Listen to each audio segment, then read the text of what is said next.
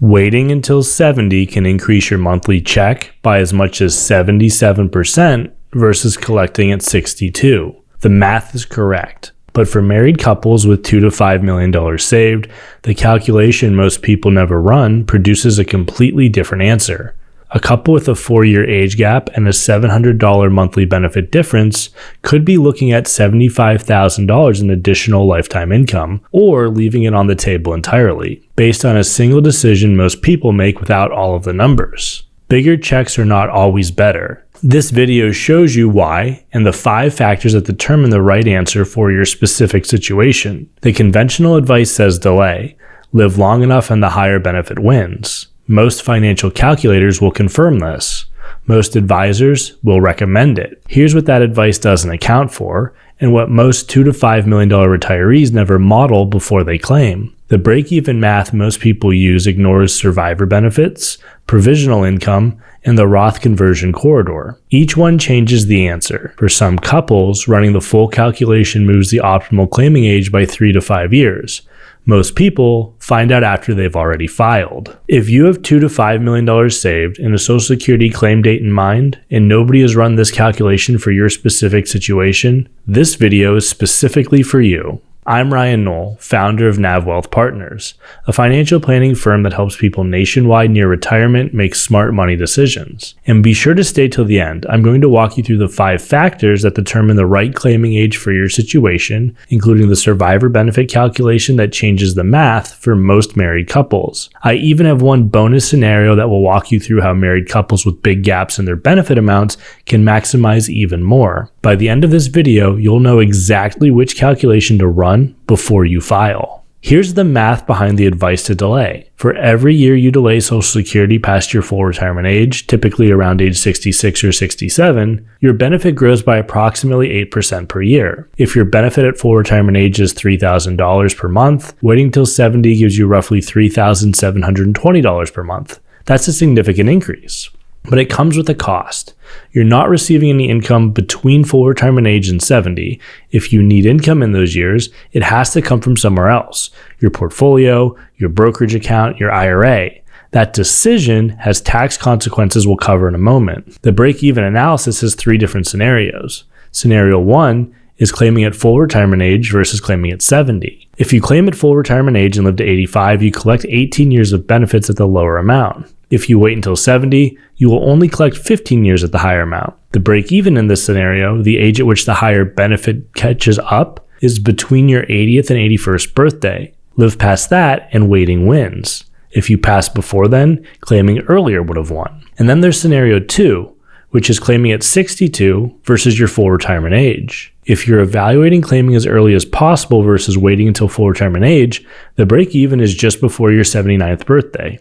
And then scenario 3 is the bookends, claiming as early as possible at 62 or delaying as long as possible at 70. This is the longest delay comparison and has a break-even of approximately 82 years old. The higher benefit has to cover a much longer period of missed checks. And here's the problem with all 3 of these calculations. You don't know how long you'll live. And these break-even numbers are all calculated on the gross benefit, which is before taxes, before your Medicare surcharges, before the interaction with your other income sources.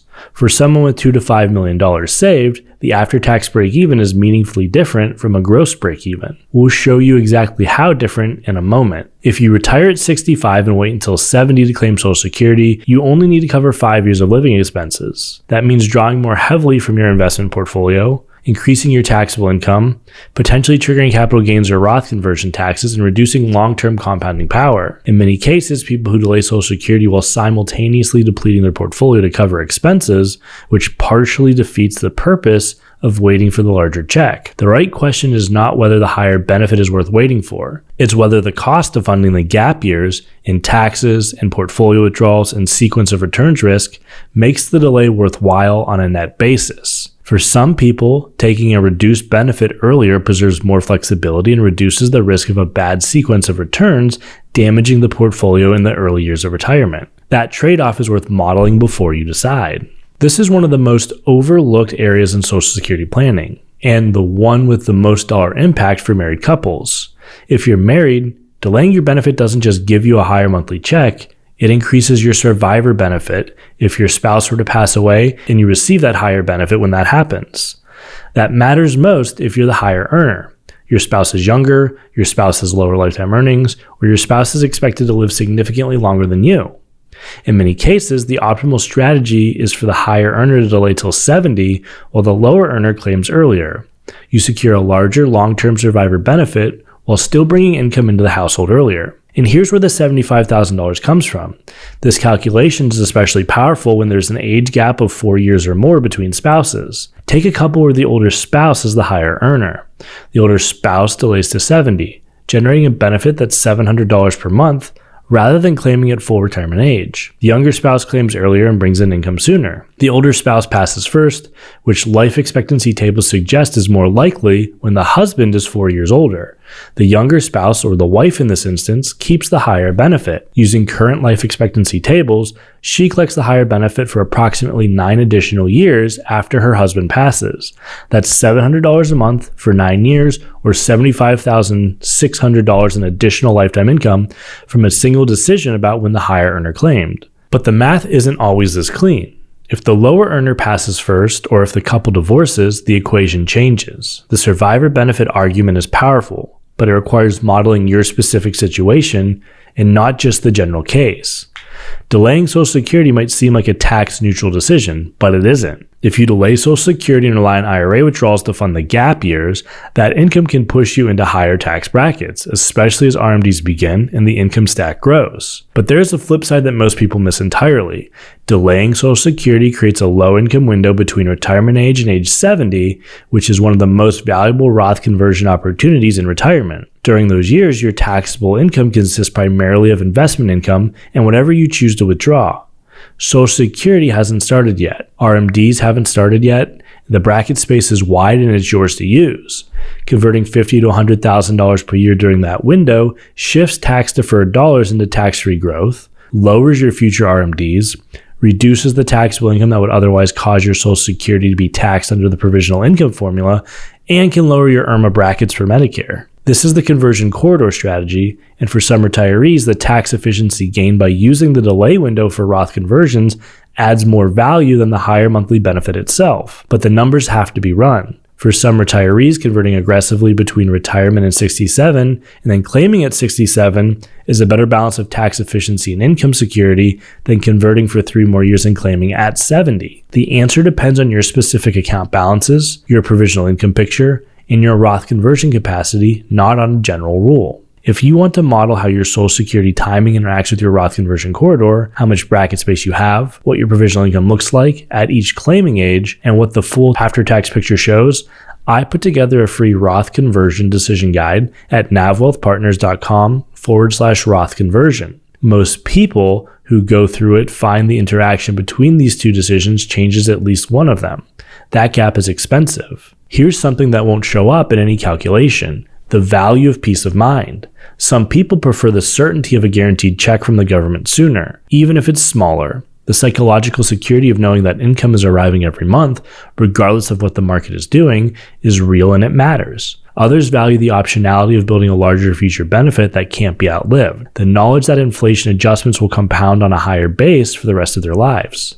There's no wrong answer, but you want to be intentional about the trade-off rather than defaulting to the conventional advice without examining your priorities. The questions worth asking here are: would a guaranteed check earlier help you sleep better at night? Are you worried about drawing down investments too fast in the early years of retirement? Do you expect to live a long time? Or do you have health concerns that might make the break-even age feel distant? How important is leaving a financial legacy, and does the survivor benefit argument resonate for your situation? Social Security is not just a math equation, it's a life decision. The right answer should reflect your priorities, not just your age.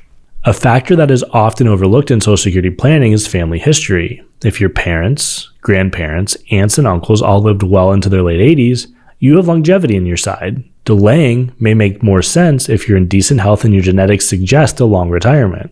But if most of your relatives didn't live past 80, claiming at 62 or full retirement age may be the more realistic decision. We can run numbers all day long: break-even ages, survivor benefit calculations, provisional income models, but taking into account your current health and family history gives you a more honest picture of your actual life expectancy. And that picture should inform every other calculation in this framework. The qualitative and the quantitative together give you the full answer. Neither one alone is sufficient. And before we close this video out, I wanted to cover one bonus factor to consider, and that is a spousal benefit. And this comes into play when one spouse's benefit is significantly higher than the others. And this might be because one stayed home to raise the kids or just did not have as lucrative of a career, and as a result has a smaller benefit amount. But this is the type of setup where spousal benefits make a ton of sense. And all the spousal benefit says is that as long as your spouse has claimed their benefits, you are eligible for 50% of your spouse's total benefit amount at their full retirement age. If you claim earlier, it is reduced similarly to your own benefit being reduced before full retirement age. Now, there are some other qualifiers to be aware of, such as you must have been married for at least 1 year and you must be at least age 62. And for those of you who are divorced but were married for 10 plus years, you can actually claim under your ex-spouse's benefit as long as you meet the other qualifying conditions. So let's just walk through an example to clarify this, and we'll talk about Jim and Lisa here. Jim's full retirement age benefit is $3,000, and Lisa's full retirement age benefit is $1,100, and those are their monthly benefit amounts. For simplicity, I'm going to assume they're both 67 and full retirement age right now. The optimal claiming strategy would be for Lisa to take her $1,100 per month benefit today,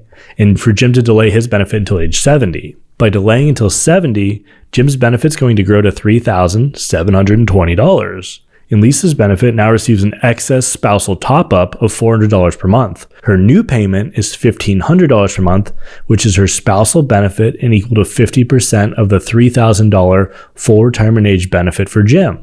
This also gives them more protection if one spouse passes, because they will lose Lisa's benefit and the spousal top-up and retain only Jim's higher age 70 benefit. So delaying Social Security to 70 can absolutely make sense, but only if it fits your broader financial plan in your specific situation. The 5 factors that determine the right answer, the break-even math in your specific scenario, your actual income needs during the gap years, the survivor benefit calculation for your specific age gap and benefit difference, the tax interaction with your Roth conversion corridor, and provisional income, your peace of mind priorities, and your family health history. Each one moves the answer. None of them is accounted for by the conventional advice to simply delay until 70. Most people make this decision once.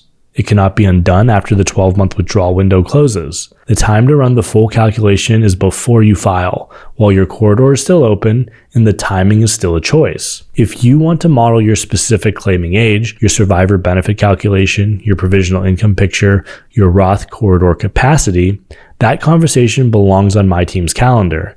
There's a link in the description. Just your specific numbers to get to your optimal outcome. Because the smartest thing you can do with $2 to $5 million is to make sure every decision counts. I'll see you in the next video.